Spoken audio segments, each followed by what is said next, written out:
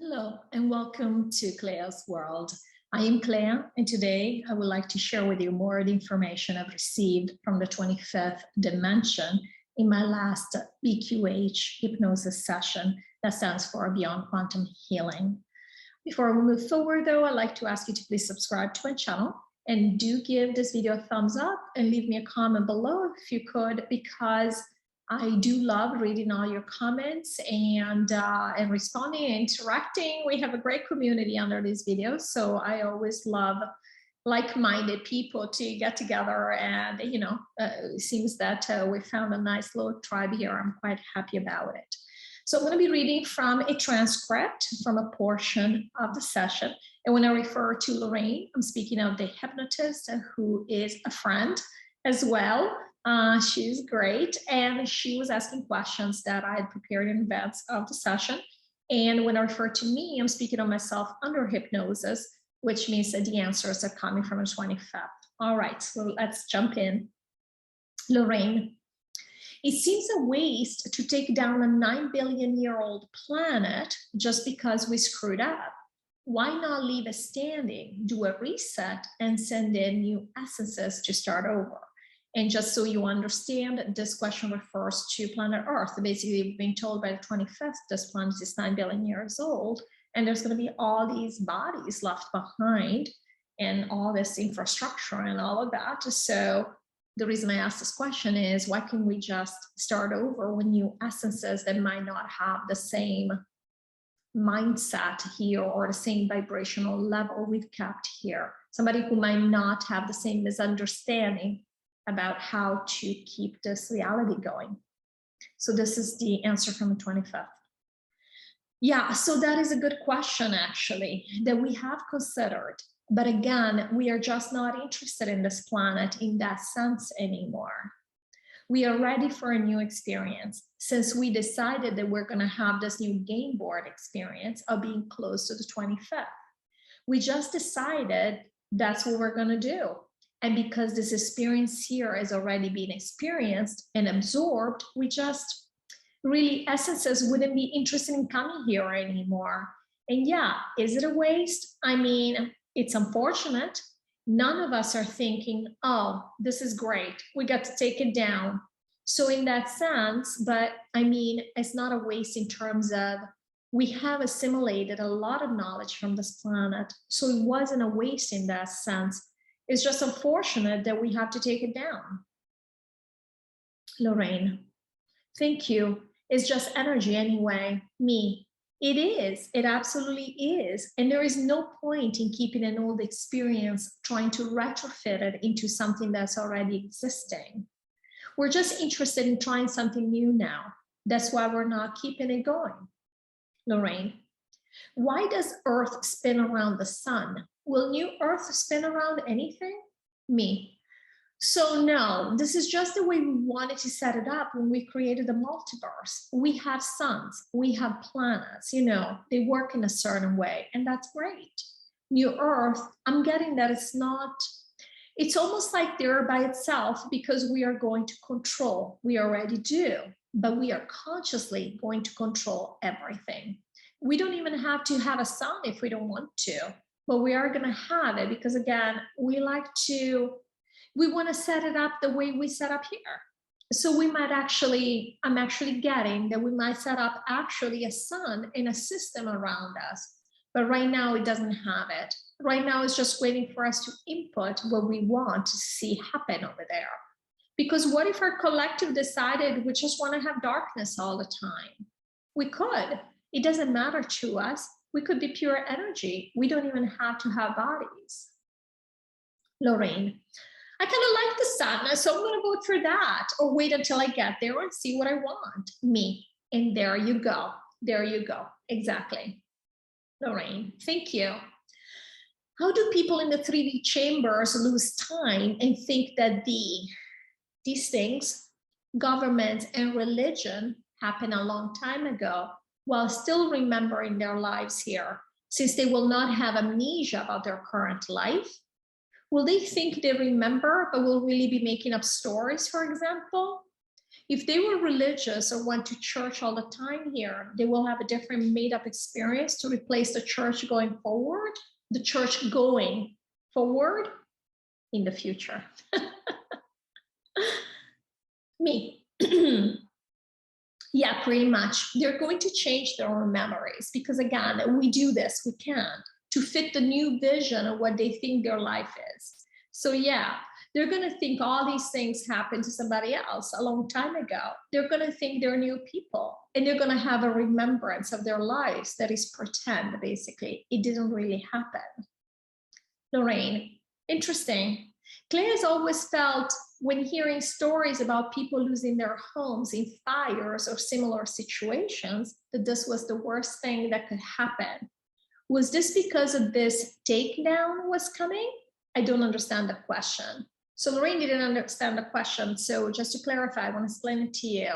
I was wondering, as my reaction to those stories always felt so dire when somebody lost their house, or, and again, I think of my house as my roots here, because I've traveled so much that what we have here in my house in Milan, it feels like home, even though I'm not here very much. I live in the States. And it would be earth-shattering to me to lose this home. And I wonder if that was tied to the fact that I know that there's a takedown and we're gonna lose everything, really, in a way, or that's how I was feeling. That's why I wanted to share this answer with you, because I find it very comforting. And hopefully, in case you've been also feeling like this, like, oh my goodness, what's happening is coming to an end, and then hopefully this will help you as well. Me, so the 25th. Yeah, we will answer this. Claire is concerned. She's having a hard time because Claire is very sentimental. She's having a hard time with the idea of losing her history, and because it feels like dying to her. And so, for example, she looks at her pictures and says, I can't take this with me, and I can't take my memories with me, and all the memories that we have from our home in Italy. And the fact is, if she wants to, all of this will happen in real time. If she wants to, she can have the same pictures in her house. She can have the same books in her house. She doesn't have to lose anything. In fact, if anything, we'll be gaining.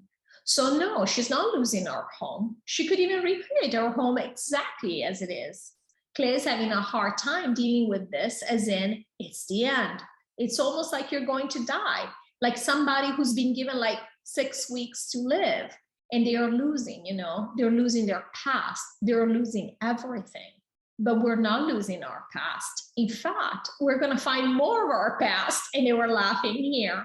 So yeah, everything is going to be available. So Claire doesn't need to worry. She can have her house look exactly like it does now. She wants to, if she needs that, but she won't. So I did love this answer. It makes me feel a lot better. Lorrayne, thank you. This is helpful. I'm glad Claire asked this question, because I myself have been going through this very same thing recently, even though I've given up so much of my stuff. I was kind of going through this very sort of mourning. So I appreciate that answer. Thank you. Okay. Where are wild animals going? To the 3D chambers, to New Earth? Are aliens picking them up? What is happening to the wild animals? And the reason we're focusing on the wild animals, just so you understand the context, is because the 25th has already told us that everyone is in our household has been given the 3 choices to go to the same 3 places we're going to.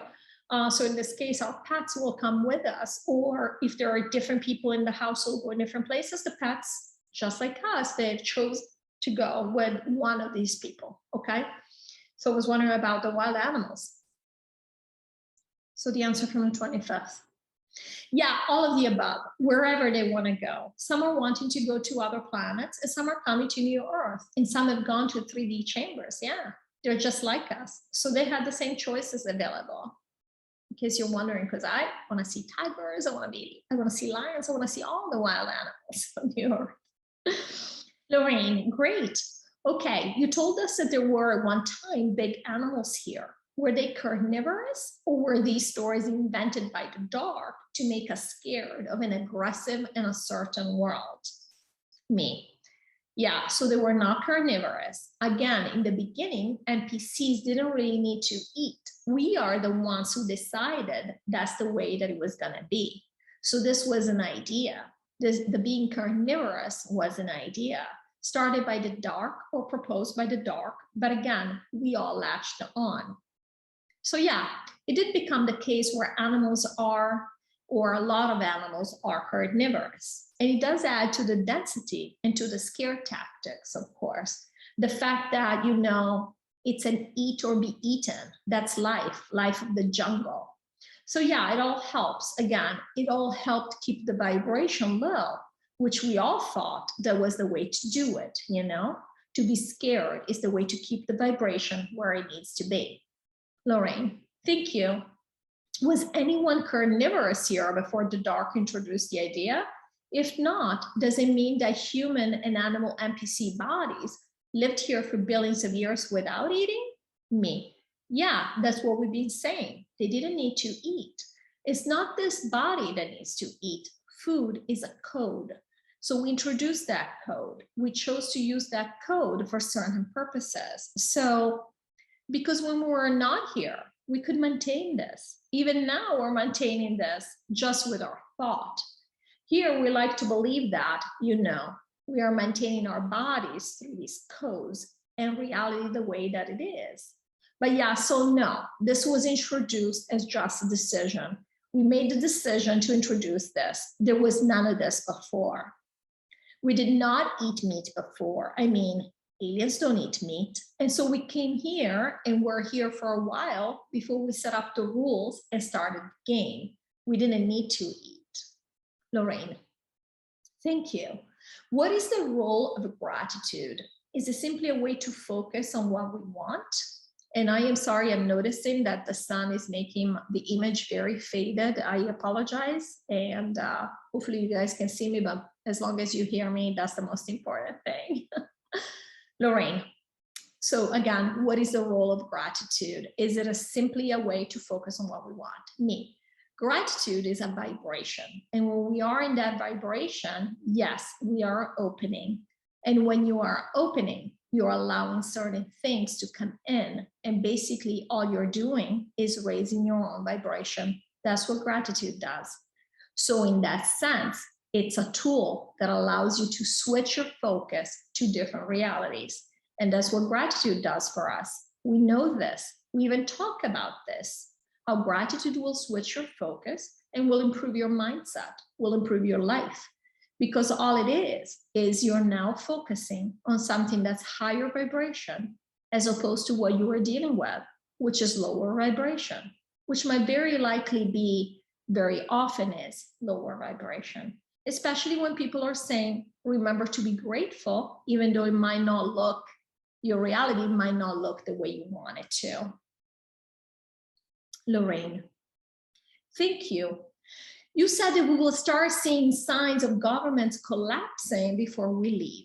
What will this look like? What will we actually see here? There's a prelude or prelude. I don't know how you pronounce this word, prelude, to what many believe is New Earth, but it's actually an improved 3D reality.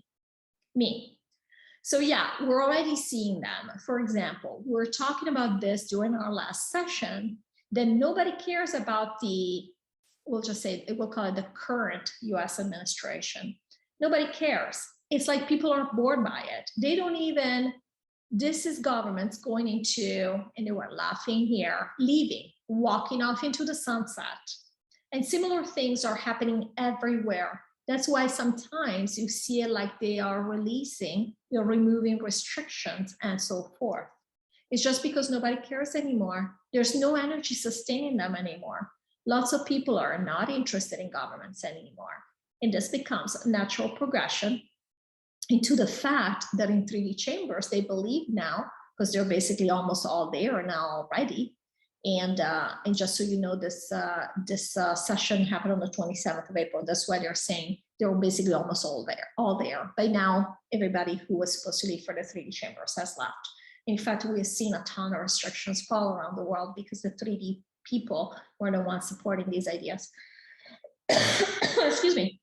So, so I'm just saying, It's just because nobody cares anymore. There's no energy sustaining them anymore. Lots of people are not interested in governments anymore. And this becomes a natural progression into the fact that in 3D chambers, they believe now, because they're basically almost all there now already, they believe now that governments have collapsed in the past, a long time ago. And we, just because we're here, we're seeing it in real time. We're not going to see them collapse completely, obviously, because we don't even want to spend the time to deal with that realization, you know, from a 3D perspective. We kind of don't want things to change too much to where we have to now feel like we have to rebuild something. We're not rebuilding anything here. So yeah, I mean, this is what's happening. Governments are a joke. Most people don't even care what. My boyfriend was telling me just yesterday that they had, we'll call it, I cannot say this word, we'll call it competition, a democratic competition in France. And the two main parties, the ones that get the most votes, got 7% of the vote. It's just people are not interested. The lowest turnout for competitions for voting in the history of France. People are just not interested anymore. We're seeing them collapsing. We're seeing governments become obsolete right in front of our eyes. This is why we're having a lot of pushback from certain governments where they're actually trying to push more restrictions and whatnot because they're becoming obsolete and they know it. And so they're trying to make themselves feel like they're still relevant, and they're not. They are not. Lorrayne, thank you. How do we cause a reset? Does it take a certain number of us to think it into existence? Do we have to be trained to do it? How long does it take to make it happen? Me. All right, so a reset. It only takes a few light workers, a few of the 12,000 to make a reset happen. However, as the 12,000 do something like this, we do basically ask, you know, we do use the support of light workers or the light team, you know, to use the more generic term. And so we can make a reset. A few of the 12,000 can reset a reality if they need to. However, again, we said this before, not everybody has to latch onto it. Not everybody has to agree or to adopt the new reality. And of course, when you, and that's what we mean by support, if you create a reset, you're going to have the support of the team on your side, right? Your side of the teams, you're the two teams. And that's why, you know, when the 12,000 tried to reset here, it happened because we did have the support of the team. But at the same time, the other team decided, no, we don't want this. So they did something different and they kept going from there. And that's when we decided it wasn't good to use resets. And this also answers your previous question about training.